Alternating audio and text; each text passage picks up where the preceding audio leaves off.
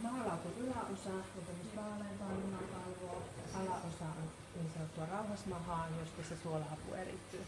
Tämä on yksi tyypillinen paikka, tämä limakalvoraja, mihin haavaamia voi muodostua. Tässä ei näkynyt mitään isompaa, että nyt jos mennään vielä vähän taakse, olisiko se tossa on?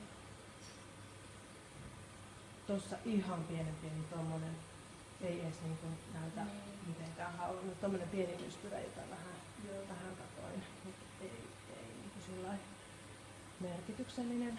Mutta katsotaan, jos me vielä nopeasti takaisin tulotukseen, niin voisin näyttää siellä oli 2 semmoista lystyrää siellä tulotusosassa, jotka oli kuitenkin ihan selkeitä löydöksiä. Ne on kurjempia ne sen tyyppiset maahaudat, että niistä ei kukaan oikein tiedä, mikä niiden merkitys on. Aiheuttaako ne kliinisiä oireita. Siitä ne johtuu, että jollain tavalla se hevosen tuo rauhasmahan puolen suojamekanismi pettää, että sinne semmoista voi tulla, mutta se, että onko niillä oikeasti mitään merkitystä, niin sitä ei vielä tiedetä. Mutta se löydys kuitenkin, että jos tässä nyt ei niinku muuta syytä löydetä ja jos tällä semmoisia oireita on ollut, niin kokeilisin kyllä ilman muuta hoitaa, että tuleeko muutosta elämään siitä. Hyvä.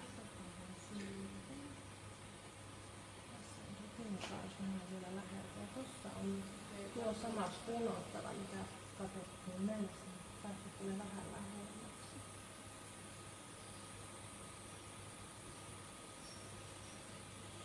Sekään ei näytä mitenkään vuotavalta. Tuommoinen vähän samantyyppinen nysty kuin sitten tuossa 2. Ja itse asiassa 3.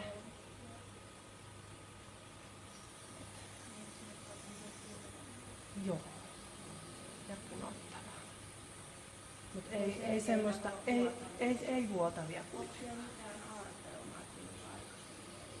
Ei ole tullut vastaan.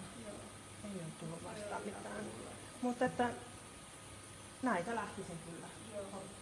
Hyvä.